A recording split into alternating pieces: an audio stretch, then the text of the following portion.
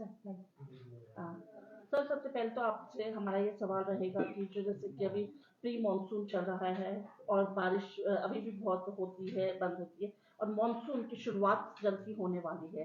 तो जो सड़कों के साथ जो नाले बह रहे हैं उसमें पानी और गंदगी पानी के साथ बहुत बह कर आ रही है। उसके लिए कुछ इंतजाम किए गए हैं? स्वच्छता के लिए एमसी जैसे रेगुलरली प्रयासरत भी रहती है और हम स्पेशल कैंपेन्स भी चलाते हैं जिसमें हमारा स्टाफ जो है इन्वॉल्व रहता है और वो जो नालों की स्पेसिफिकली सफाई भी करते हैं।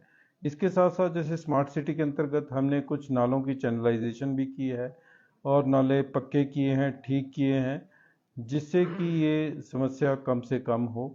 जो छोटे नाले हैं उनके लिए हमने एक जेटिंग नाले या ड्रेन्स हैं सड़क के साथ, उनके लिए हमने एक जेटिंग मशीन भी मंगवाई है स्पेसिफिकली और उस जेटिंग मशीन के द्वारा हम उन ड्रेन्स को भी साफ करते हैं।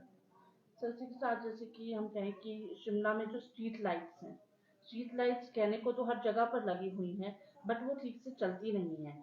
कुछ लाइट्स है जो फ्लक्चुएट करती हैं, कुछ लाइट्स है जो 1 दिन 2 दिन चलेंगी, फिर अंधेरा हो जाता है। बहुत से लोगों की ऐसी शिकायतें आई हैं बहुत जगहों से।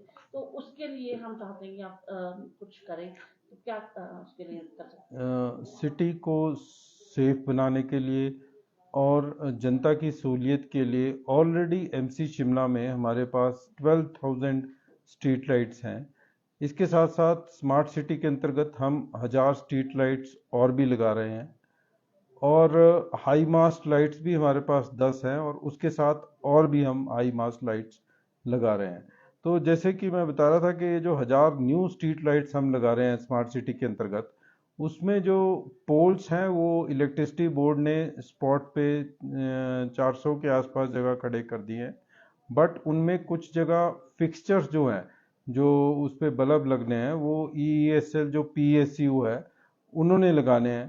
तो ईएसएल के द्वारा ये कार्य किया जा रहा है। उनके साथ अभी इशू था जिसमें मेयर साहब ने इलेक्ट्रिसिटी बोर्ड और ईएसएल के दोनों के जो अधिकारी हैं उनको बुला करके बात की और उन्होंने हमें आश्वासन दिया है कि ये फिक्सचर्स उनको प्रोक्योरमेंट में थोड़ा इशू था ईएसएल को, तो वो फिक्सचर्स जल्दी मंगवाएंगे और उनको लगाएंगे। और इसके साथ साथ जो आपने बात की कि कुछ जगह मेंटेनेंस का इशू है, तो हमने अपना एक ग्रुप भी बनाया हुआ है जो जिसमें कि इलेक्टेड काउंसलर सारे हैं।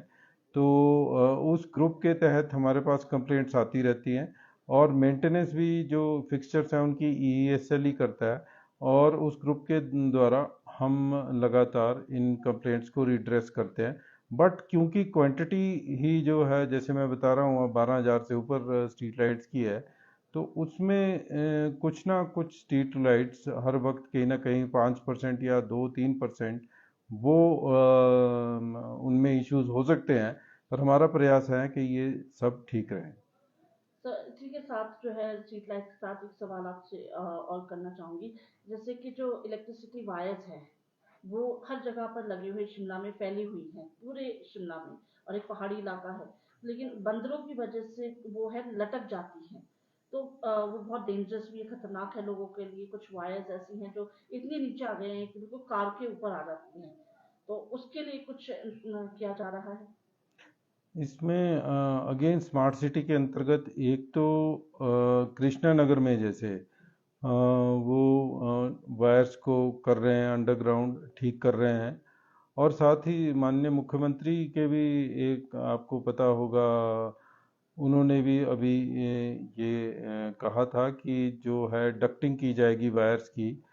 तो ये एक प्रपोजल भी स्मार्ट सिटी के अंतर्गत है जिसमें कि फेज्ड मैनर्स में ये जो इलेक्ट्रिसिटी की या बाकी यूटिलिटी की जो भी लाइंस हैं इनको अंडरग्राउंड किया जाएगा।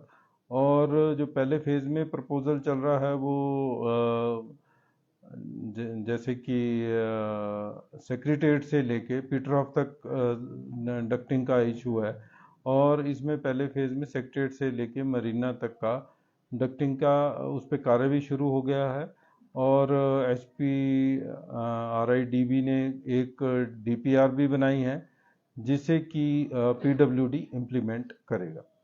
बस एक आखिरी सवाल सर, कि जैसे कि सड़कों की मेटलिंग की जा रही है, आजकल तो लोगों को उससे भी ट्रैफिक बहुत ज़्यादा बढ़ जाता है, कुछ प्रॉब्लम होती है, तो उसको कितना समय लग जाएगा कंप्लीट होने में, मेटलिंग रोड्स की? ये एक शिमला में बड़ी बरसात का समय भी है। बड़ी समस्या है जो टारिंग है, क्योंकि इसमें जो आपको पता है कि ठंड के मौसम में टारिंग नहीं हो पाती, और शिमला में काफ़ी समय तक तो ठंडी रहती है। मॉनसून के टाइम में टारिंग नहीं हो पाती, 2 महीने हमारे वैसे भी निकल जाते हैं।